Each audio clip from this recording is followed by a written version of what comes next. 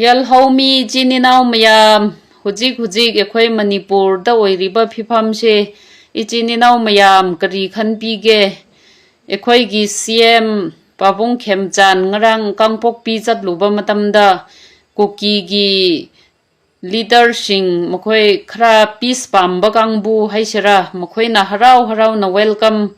Tauraga Makoi Lambi Loina Hujik di free Thadok Ragni Haina social media da phungthok bodo mayam na su upiramgani aduga ekhoi gi CM na mafam du da gi hek halakpaga moi masen phunaraga yommai thana bodo yalhaumi chininau mayam maduna takpadi Kuki community marakda peace pam daba kangbu khra laye hebusi ekhoi na uba phange ko aduna aigi nungsi raba chininau mayam kana gumbana video do uraga lambi free thadok ragani hai khrabani krishu dawroi haina krishu khandana chekshin dabi chathok chasin tawba matamda khudong thiba nangba yae aduna ekhoi mayam hujik shu yamna chekshin ba darkar oye maramdi moi peace pam daba kangbu khrana mamang dasu amuk khakna te yam rak thokre shi nakanama da peace ki wari hek sana baga nakanama da moi gi mina imbus tawraga mi hatpa nakanama da peace ki wari khra hek sana ba nakanama da yummai tharaga nongmai kapraga sumaina aduna ichini naw mayam hujiksu ekhoi yal haumi mayam si ekhoi yamna chekshin ba darkar oye haibadi ekhoi gi hujigi sarkar se khoi dagi matik cha daba khoi dagi pangan laitaba sarkar ni hainingi ko hujik phauba ekhoi gi ichininau taruk mokta lairibasigi tha ahum suraba phaubada justice piba ngamdaba sarkar sibu khoidagi matik cha daba sarkar ni haibada haiman ba thokroi aduna ichininau mayam khudong thiba lakpakanda ekhoi gi sarkar sina ekhoi gi damakda machet ama lepi ga dawba laite ekhoi yal haumi bu kanbi ga dawba laite aduna isa na chekshin ba natana upai leite aduna ichininau mayam ekhoi jat ki jat naidana nangna adu jati ni aina adu jati ni haina dabida ekhoi manipur gi yalhaumi mayam si ekhoi ichininau makni ekhoi iamat tani haina khallaga ekhoi pangan amat toina hujiki lansi thengna minarase hebisi ai social media gi through da aigi nungsiraba ichininau yalhaumi mayam gi mafamda ai phungthok jabani ko hello mayam ngasidi ai ekhoi manipur gi yalhaumi oiriba aduga Kuki community singi marakta khetnaba character sing ai khajiktang haijarake mayam amadi laikhre du loinamak do hairadi video do yam sangani aduna ai khitang khan thokraga maroi bokhoido ai haijarake aduna Kuki mayam noi warau gnu haibdi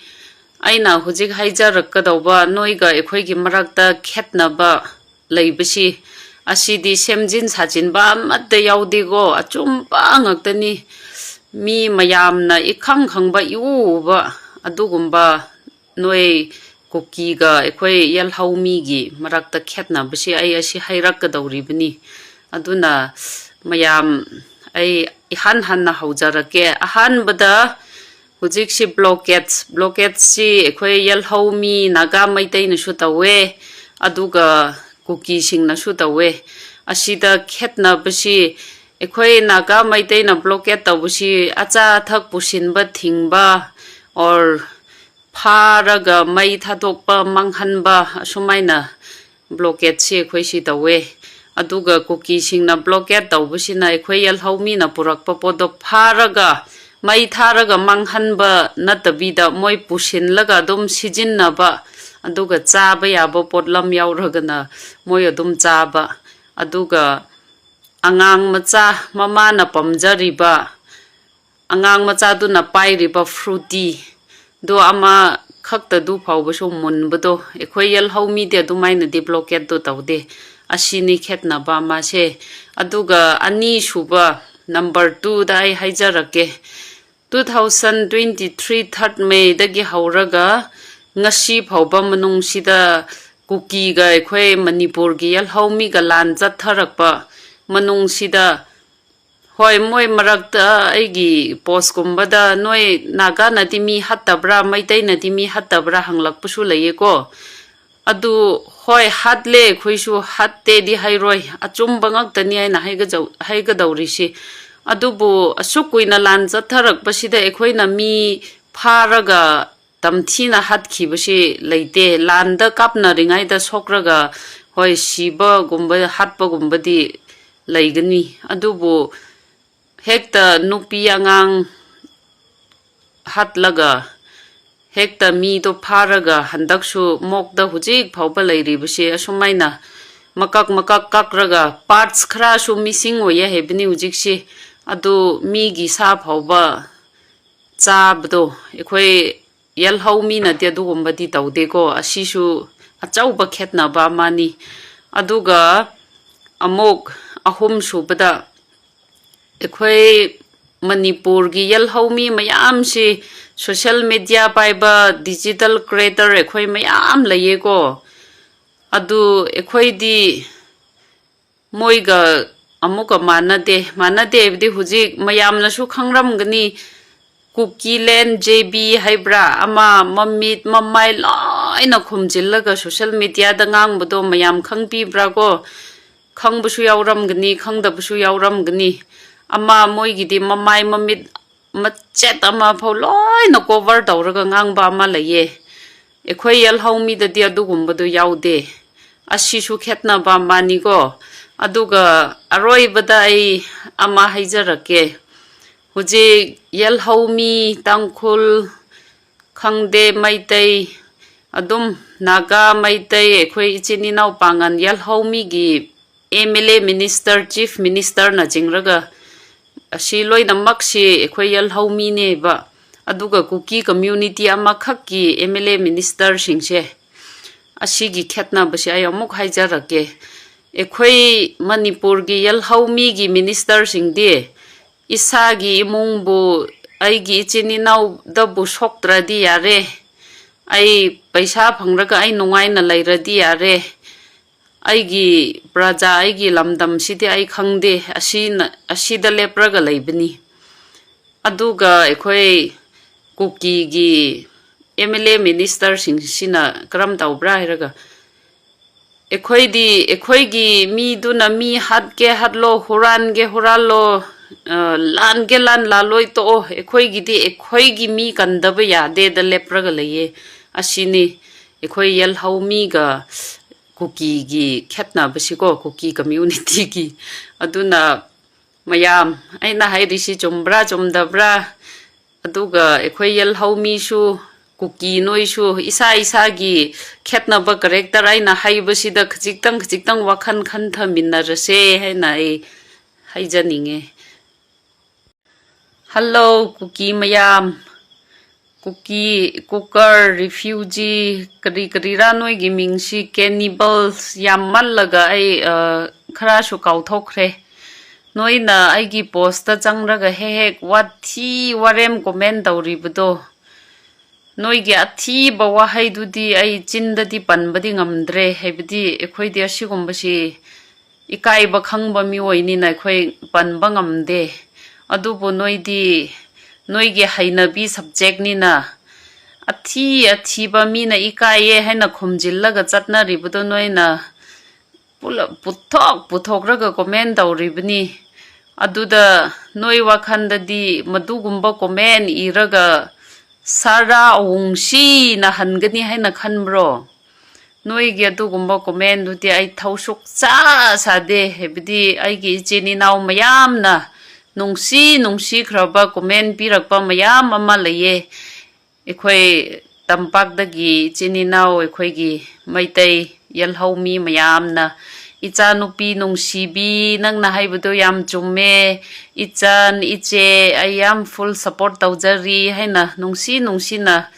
mukhoi mayam na support tawribaduda noi Kuki amani na athiba wahaidudi haiba ngamdre dubu mitlaubi sakthibi hairiba singdo nahan chuai na aigi posta sar asang sar achumba mini haina adugi matang da ngang bada mitlaubi chinthi bi hairiba nupado nangumba ngonda di aigi mitse lauba mathaktu lauhan bige si leire aina usit ka dauba nate duna ai blog su mayam tawkhre blog tawe bidi noibu kibagi nataba noina Ekaiba khangdraga puthokraga ngangbdo adu ai yam hainadraba haibde khoide adugumba ngangba mi natabnina noina comment irakpado ai woina ikaijaba adugi asa sidi yaroi haina ai blog mayam ama tawkhrabni Kuki noibu blog mayam tawraga aigi followers lising ama hanthage hanthasuno ai kari su thau sade bidi ai content dan banate ai di karam mai na khoi manipur gi yal homi mayam se khoi si pullaga khajiktang oirab su khoi peace laina oina laigadra haina aina adum social media da khoi punningai mayam da marak da ngang jabasida noina athi ba wahai do hairabnina hujik su ngange heradi asida ngang hauro noi athi ba mina ikaiye hena khumna ba podo puthok ngang radi adu khoidu ni ko aina blog tawbasi aibu thritan dawba khoido aina blog tawba nate asiama khangjil lo ngang hauro hairisini ichini naw maya ngasidi ai ekhoigi sar asang sar gi maramda mayam gi mafamda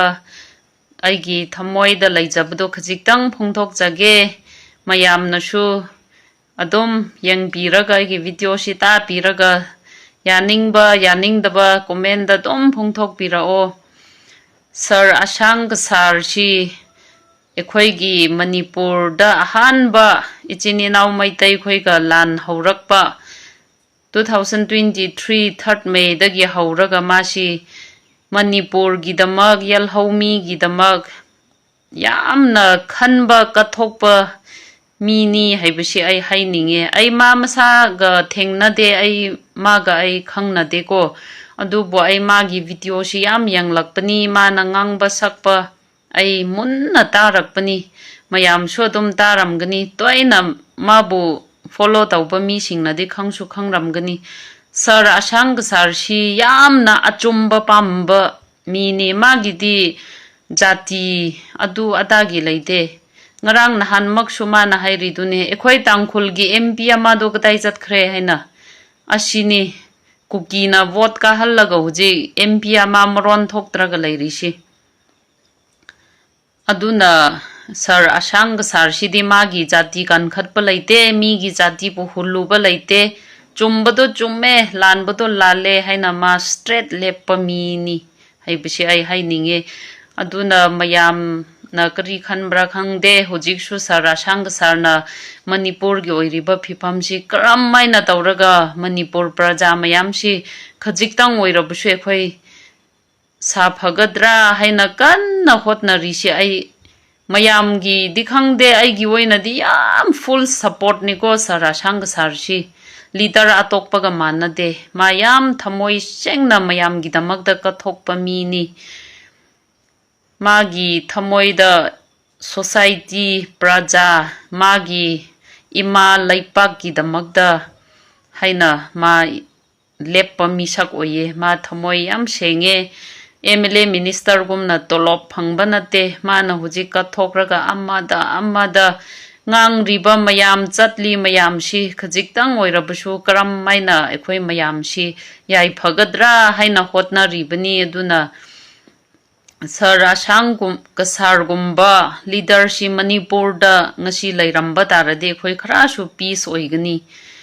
hujik si ekhoi gi Meitei Naga gi MLA minister singsi